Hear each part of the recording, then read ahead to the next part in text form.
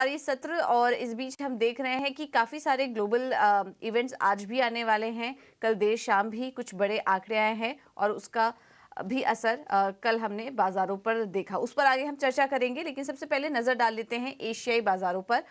और शुरुआत में हल्की कमजोरी देखने को मिल रही थी, लेकिन अभी सारे के सारे इंडाइसेस हरे निशान में दिखाई दे रहे हैं। कोरिया को बाजार को छोड़ दें, जो कि सपाट कारोबार कर रहा है। गिफ्ट निफ्टी इस वक्त 21,700 के ऊपर करीब 18 अंक ऊपर कारोबार कर रहा है।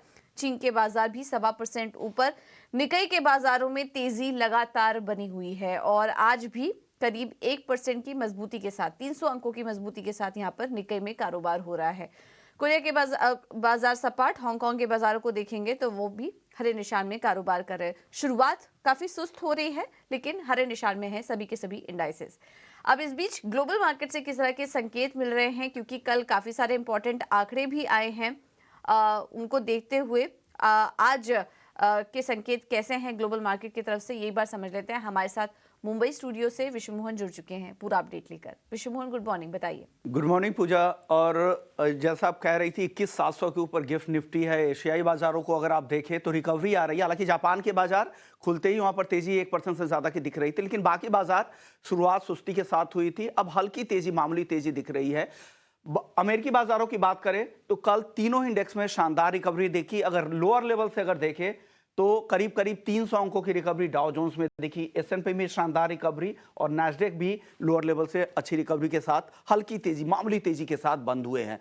डेटा कल महंगाई के डेटा की वजह से जो आए, अनुमान से ज्यादा महंगाई बढ़ी, उस वजह से दबाव था, लेकिन बाजार रिकवर कर गया। मंथ ऑन मंथ बेसिस पे अगर आप देखें तो ये अनुमान से काफी ज्यादा कह सकते हैं। 0.4% के आसपास बाजार का अनुमान 0.2% था। 3.4% सालाना आधार पर था, बाजार का अनुमान 3.2% का था। उससे यहां पर दबाव बना था, लेकिन बाजार को लग रहा है कि ये आंकड़े बहुत ज्यादा ऐसे नहीं हैं जिससे फेड अपने फैसले को बदले या अपने स्टांस को बदले। इस वजह से बाजार में ये रिकवरी दिखी। एक आज पीपीआई के भी डेटा आने हैं, प्रोड्यूसर प्राइस इंडेक्स के। उस महंगाई पर भी काफी नजर रहेगी, जिससे और भी ज्यादा क्लैरिटी मिल जाएगी।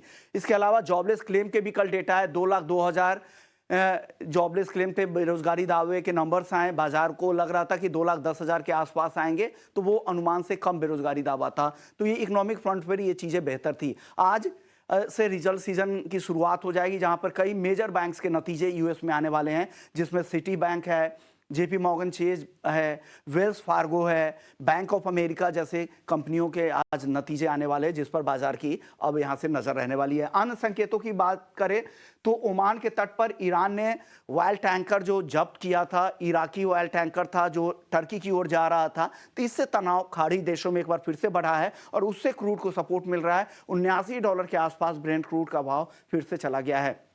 दूसरे संकेत, डॉलर इंडेक्स 102 के आसपास ही है। यूएस 10 ईयर बॉन्ड यील्ड महंगाई बढ़ने के बावजूद हल्की नरमी यहां पर दिख रही है। यूएस 10 ईयर बॉन्ड यील्ड 4% के नीचे आ चुका है। इसके अलावा गोल्ड की बात करें तो गोल्ड में भी कल हल्की नरमी दिखी, लेकिन आज शुरुआती कारोबार में हल्की तेजी दिख रही है। कॉमेक्स पर $2,035 के ऊपर कॉमेक्स गोल्ड कारोबार कर रहा है। तो कुल मिलाकर संकेत खराब भी नहीं है, बहुत ज्यादा अच्छे भी नहीं है, मिले जुले संकेत कह सकते हैं पूजा आज के लिए। बिल्कुल, बहुत बहुत शुक्रिया विश्व मोहन आपका ये पूरा अपडेट देने के लिए। तो आज मिले जुले संकेत मिल रहे हैं। कल महंगाई के आंकड़े आए, उसका रिएक्शन कुछ देर के लिए दिखा अमेरिकी बाजारों में, लेकिन फिर एक रिकवरी के साथ तमाम इंडाइसेस बंद हुए हैं। अब आज अभी काफ़ी सारे अहम नतीजे आने वाले हैं। पीपीआई का आंकड़ा आएगा, जिसको कि फेड काफ़ी क्लोजली वॉच करता है, और इसके बाद शायद बाजार की डायरेक्शन थोड़ी और अच्छे से तय होगी, क्योंकि ये नंबर काफ़ी इंपॉर्टेंट है।